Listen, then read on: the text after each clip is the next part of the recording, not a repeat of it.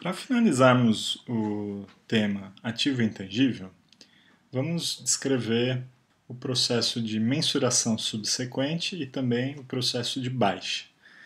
Bom, o que é a mensuração subsequente? É o processo de consumo do ativo ao longo do tempo. E o consumo do ativo intangível vai depender de uma característica fundamental que é a vida útil desse ativo. A pergunta inicial que nós temos que fazer é: a vida útil do ativo é ou não definida? O que significa isso? Vida útil definida significa que eu consigo visualizar um período claro de projeção de benefícios econômicos futuros, um período no qual os benefícios econômicos presumivelmente vão fluir para a entidade. Então, por exemplo, a empresa adquiriu um direito de uso de uma marca por 8 anos. Ela tem um contrato, nesse contrato está estipulado que por 8 anos ela vai poder usar aquela marca que ela comprou. Então, esse é um caso bem claro em que a vida útil está definida. Eu consigo enxergar um prazo, ele está estipulado em contrato. Claro, você pode questionar se você vai ter benefício por 8 anos, mas a priori a vida definida pelo contrato é 8 anos.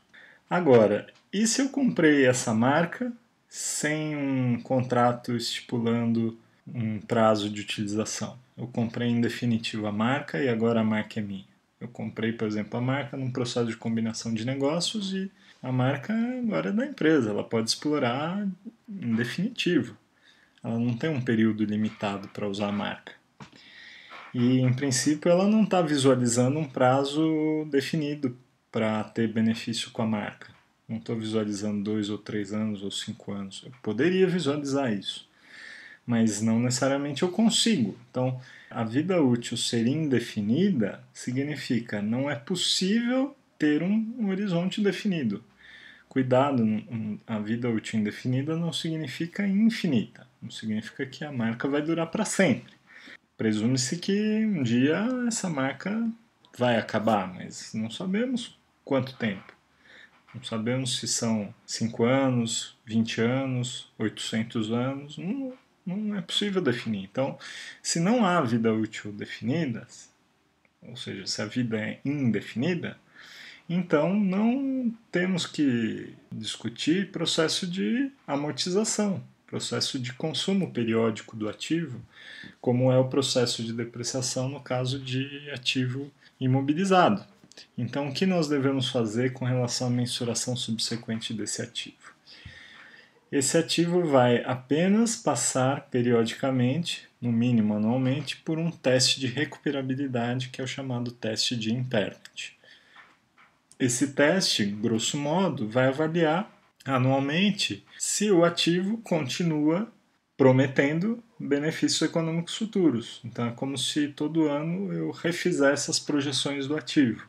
Ele continua prometendo benefícios econômicos futuros nesse horizonte em que eu estou projetando? Continua. Então ele permanece no balanço, ele tem fundamento econômico, continua no balanço.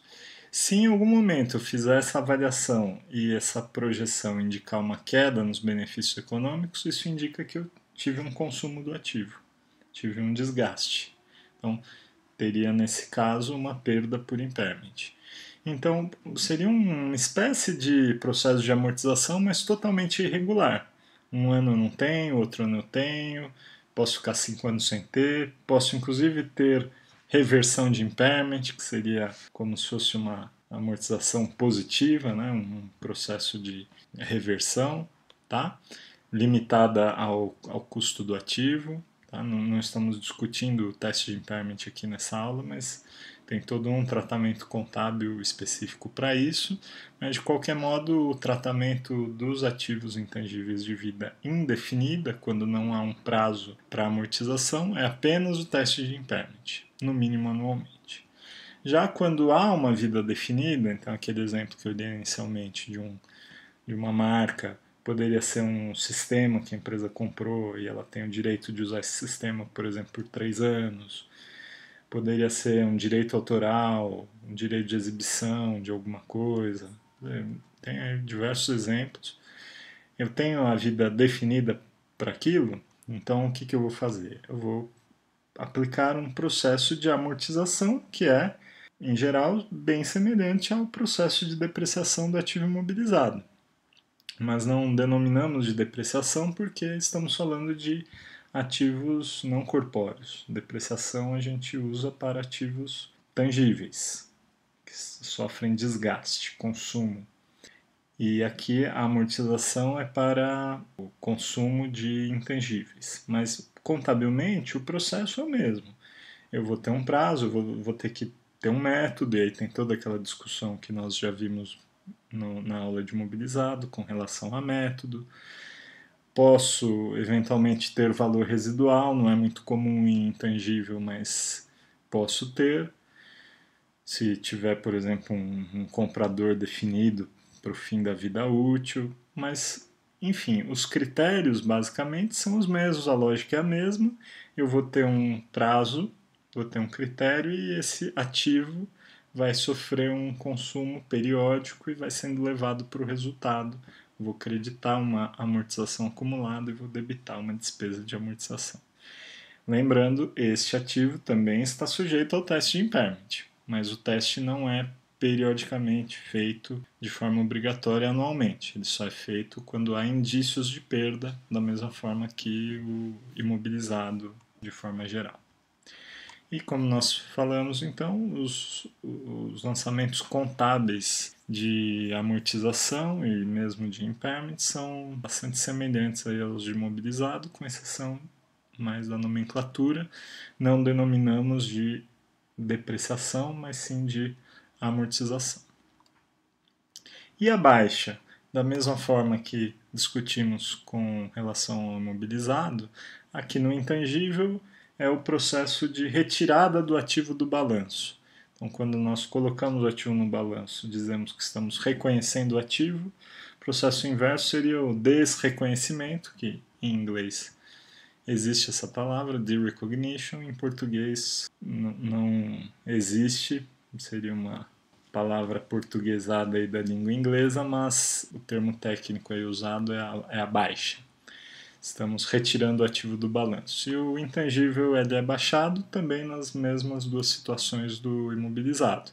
Quando eu vendo o ativo, pode pensar talvez no caso de uma marca que está sendo vendida, no caso de um direito autoral ou de um sistema que possa ser vendido, ou de fato quando não houver mais benefícios, quando o ativo não gera mais retorno para a empresa, lembrando de forma definitiva. Também discutimos isso na aula de imobilizado.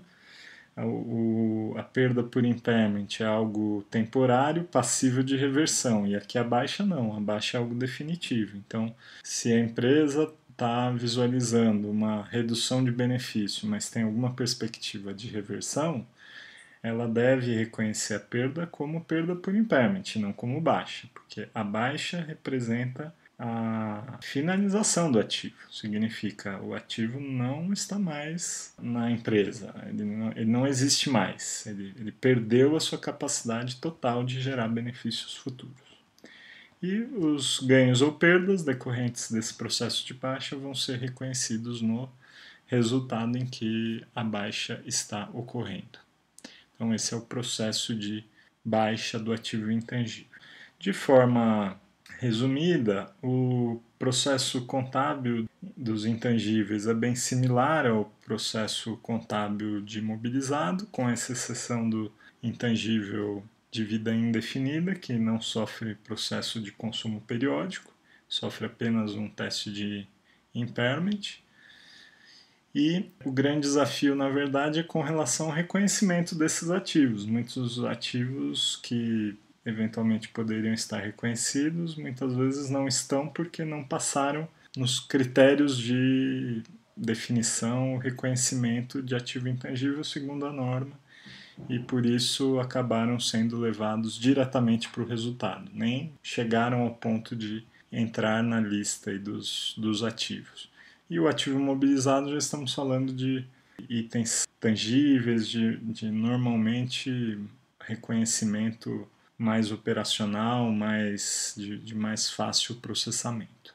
Mas, de qualquer modo, são ativos fundamentais para as empresas, são os ativos de uso, são os ativos da operação, são aqueles ativos que fazem o processo da empresa acontecer, e por isso é fundamental que se tenha bastante cuidado com relação à contabilização, que se tenham controles para que a empresa possa avaliar esses ativos ao longo do tempo, avaliar como eles estão sendo refletidos nos números, e o impacto desses números, inclusive no resultado da empresa, pode ser bastante significativo, né? Então, dependendo do segmento, esses ativos têm bastante relevância, e por isso a importância deles para o reconhecimento e para que a informação contábil tenha qualidade e possa ser útil para o processo de tomada de decisão dos usuários.